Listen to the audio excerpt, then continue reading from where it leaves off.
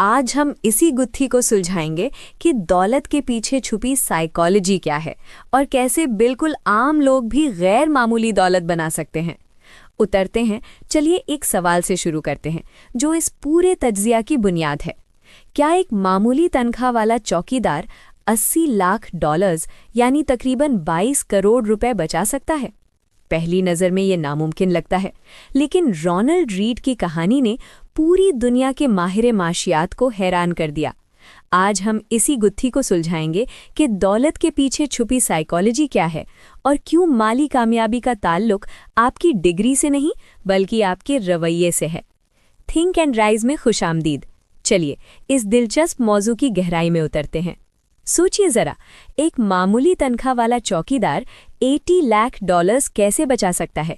ये नामुमकिन सा लगता है, लेकिन इसकी कहानी पैसे के बारे में एक ऐसी सच्चाई बताती है जिसे हम अक्सर नज़रअंदाज कर देते हैं। अब ज़रा इन दो कहानियों को देखें। एक तरफ है रोनाल्ड रीड, एक आम सा चौकीदार जिसने बस सब्र से सालों साल सरमायाकारी की, और दूसरी तरफ रिचर्ड फ्यूस्किन, हार्वर्ड से पढ़ा हुआ एक बड़ा एग्जीक्यूटिव। नतीजा क्या निकला? हैरानकुन। रोनाल्ड करोड़पति बनकर मरा और रिचर्ड अपनी सारी तालीम और तजुर्बे के बावजूद दिवालिया हो गया। ये हमें साफ साफ बताता है कि माली कामयाबी का ताल्लुक आपकी डिग्री से नहीं बल्कि आपके रवैये से है। और यही बात इस तज्जिया का, इस किताब का मरकजी ख्याल है।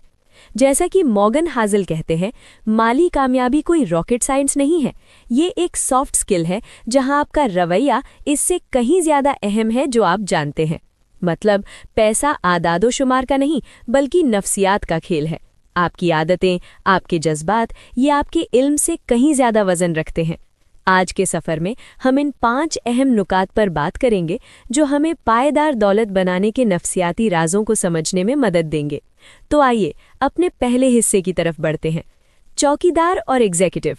रोनाल्ड रीड और रिचर्ड फिस्किन की ये कहानी पैसे के बारे में एक बहुत ही बुनियादी सच्चाई को सामने लाती है। तो फिर माली कामयाबी है क्या?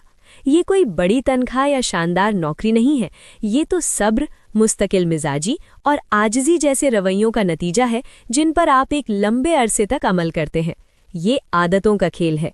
हम सब ये सोचना पसंद करते हैं कि हम बड़े मंतकी हैं, खासकर जब बात पैसों की हो, लेकिन सच ये है कि हम गहरे नफ्सियाती हैं।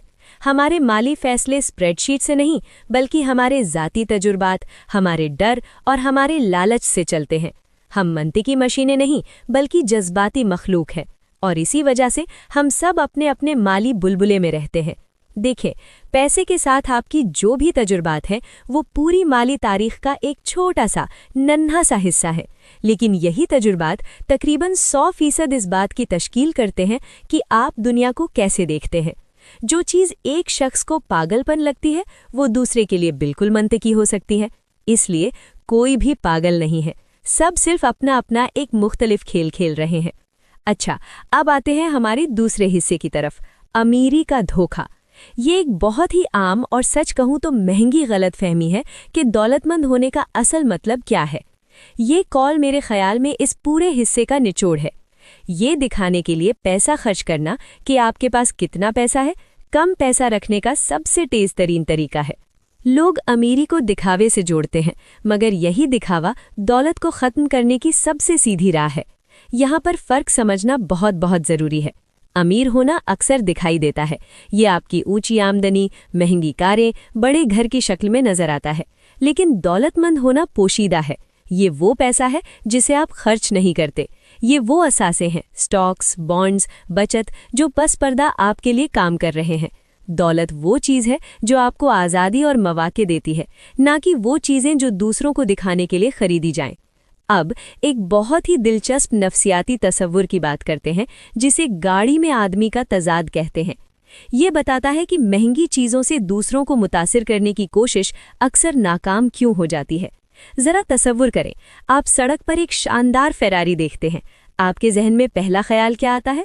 वाह, क्या ज़बरदस्त कार है। फिर आप खुद को इस कार को चलाते हुए तसव्वुर करते हैं। आप इसके ड्राइवर के बारे में एक लम्हे के लिए भी नहीं सोचते। सबक क्या है? लोग आपसे मुतासिर नहीं होते, वो आपकी चीज़ों से मुतासिर होते हैं और इसे अपनी ख्वाहिशात के आईने के तौर पर इस्तेमाल करते हैं।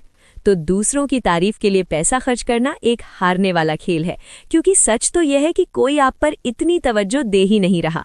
ठीक है, अब हम हिकमत अमली की तरफ पढ़ते हैं, यानी लंबा खेल कैसे खेला जाए। दौलत बनाने और उसे बरकरार रखने के लिए एक तवील मुद्दती सोच अपनाना और उसकी कीमत को समझना बेहद ज़रूरी है।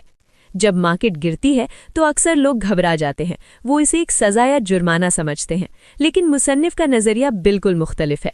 वो कहते हैं कि मार्केट का ये उतार चढ़ाव दरअसल तवील मुद्दती मुनाफे के लिए दाखिले की कीमत है।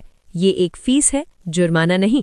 ये वो कीमत है जो बड़े रिटर्न्स के लिए अदा करनी पड़ती है। ये खेल का हिस्सा है। इसकी बेहतरीन मिसाल नेटफ्लिक्स है। देखें, 2002 से 2018 के दौरान इसने 35,000% से ज़्यादा का मुनाफा दिया। नाकाबिले यकीन है ना? लेकिन इस सफ़र के दौरान इसकी कीमत 80% तक गिरी और 94% वक्त ये अपनी बुलंद तरीन सतह से नीचे ही रहा। तो इतना बड़ा मुनाफा कमाने के लिए सरमायाकारों को शदीद उतार चढ़ाव की कीमत अदा करनी पड़ी। यही वो फीस है।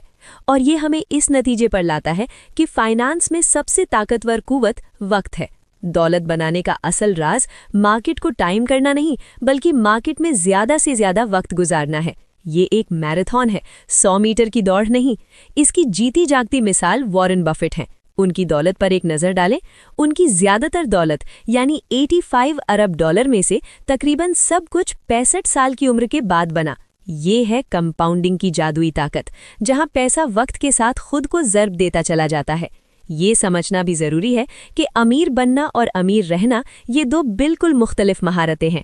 अमीर बनने के लिए आपको उम्मीद और थोड़ा रिस्क लेने की ज़रूरत होती है, लेकिन अमीर रहने के लिए आजिज़ी, थोड़ा सा खौफ और सबसे बढ़कर माली तौर पर माना गई बात है।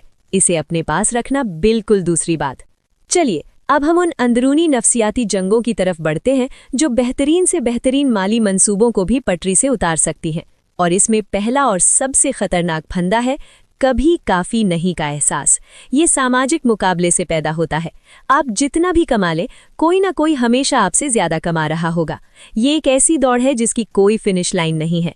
इस मिसाल को देखें। एक टॉप डॉक्टर जो सालाना 5 लाख डॉलर कमाता है, खुद को अमीर समझता है, जब तक कि उसका पड़ोसी एक सीईओ न निकल आए जो 10 मिलियन डॉलर कमाता है। फिर वो सीईओ खुद को अमीर समझता है जब तक वो अपने बचपन के दोस्त माइकल जॉर्डन से ना मिले, और माइकल जॉर्डन भी खुद को अमीर समझता है जब तक वो जेफ बेजोस के साथ किसी पार्टी में ना हो। बात समझ आ रही है? ये एक ऐसा खेल है जिसे जीता ही नहीं जा सकता। हमेशा कोई ना कोई आपसे आगे होगा। मुकाबला खुशी का सबसे बड़ा चोर है। ये नंबर देखें, $400।